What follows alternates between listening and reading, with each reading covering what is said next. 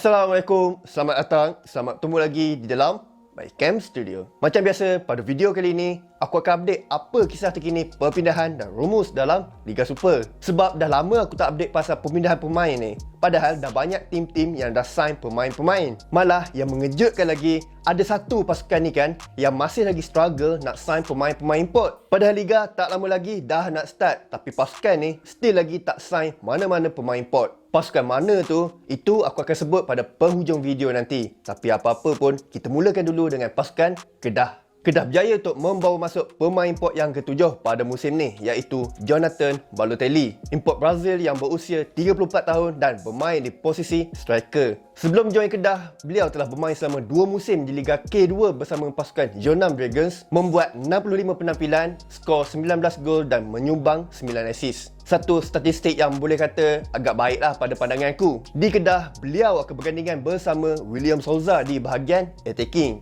Buat masa ni, Kedah masih lagi ada 2 slot kosong untuk pemain import. Ebenezer Asifwah masih lagi dalam tempoh pemantauan. Kalau lulus, mungkin dia akan menjadi pemain import Kedah yang ke-8. Next, kita ke pasukan Selangor. Setakat ni, Selangor juga mempunyai 7 pemain import dalam skuad mereka. Paling latest, mereka berjaya untuk mendapatkan 2 pemain import di bahagian attacking. Pertama, Rauf Salifu, import muda yang berusia 21 tahun dan bermain di posisi striker. Musim lepas, beliau telah bermain di Liga MLS Next Pro bersama pasukan Sporting Kansas City 2, membuat 17 penampilan, skor 6 gol dan menyumbang 1 assist. Kedua, Devel, import Colombia yang berusia 34 tahun dan bermain di posisi striker. Devel tiba di Selangor dengan reputasi yang cukup besar sebagai mesin gol. Beliau pernah muncul sebagai penjaring terbanyak di Liga Di Mayor selama 3 musim berturut-turut dengan 3 kelab yang berbeza. Malah, beliau juga berjaya untuk skor 157 gol, termasuklah 140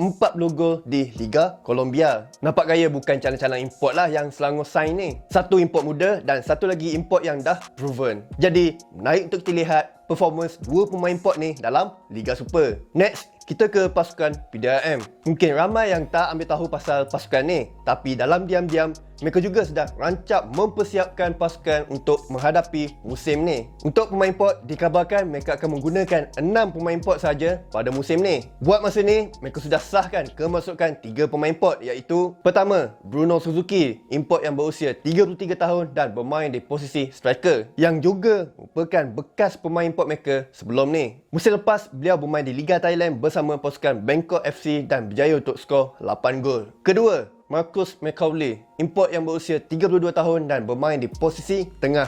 Ketiga, James Okwosa, import Nigeria yang berusia 33 tahun dan bermain di posisi pertahanan. Selain itu, 2 lagi pemain import yang semakin hampir untuk menyertai PDRM adalah Uche Akbar yang musim lepas bersama pasukan Sarawak United dan Kiao Min Oh, import Myanmar yang bermain di posisi tengah.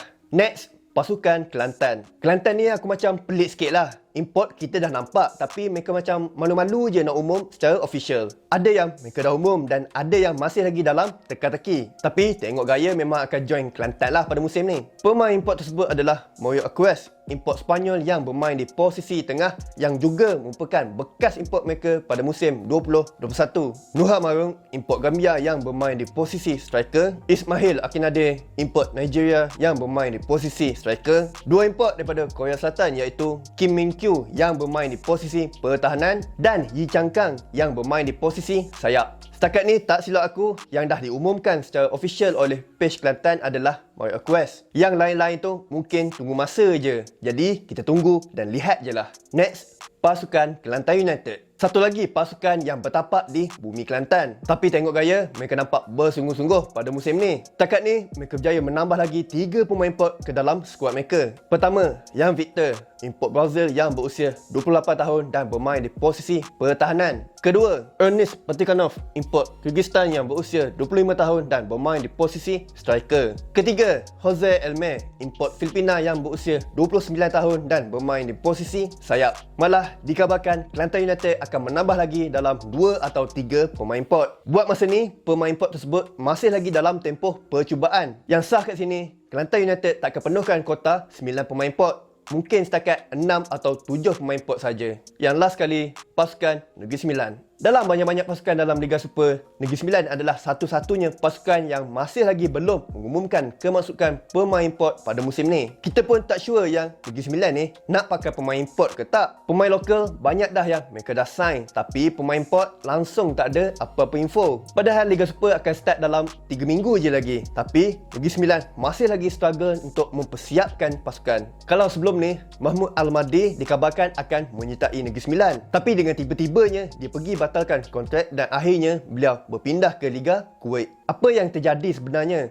Negeri Sembilan ni ada masalah dalaman ke? Dah hujung-hujung ni sempat ke nak dapatkan pemain import? Bila dah tiba hujung-hujung ni dengan cerita yang Negeri Sembilan akan sign pemain import yang aku boleh cakap takat muat je. Rumus mengatakan yang Negeri Sembilan dikaitkan dengan 3 pemain import ni, iaitu Desi Marcel yang bermain di posisi tengah, Akani Sande yang bermain di posisi striker dan David Mauto yang bermain di posisi tengah. Setakat ni masih lagi kekal kabar angin. Untuk status pemain import, kita tunggu pihak Negeri Sembilan untuk keluarkan official statement. Jadi itulah dia update terkini perpindahan dan rumus dalam Liga Super. Kalau anda semua nak dapatkan info yang lebih lengkap, boleh tengok video start daripada part 1 sampailah ke video yang paling latest ni, part 7. Semua complete, insya-Allah tak ada yang miss. Jadi itu je lah apa yang aku nak share pada kali ini. Jangan lupa like, share dan subscribe video dan channel aku ni. Kalau ada apa-apa macam biasa guys, boleh komen dekat bawah. Nama aku Halim Mas, aku ciao dulu. Peace.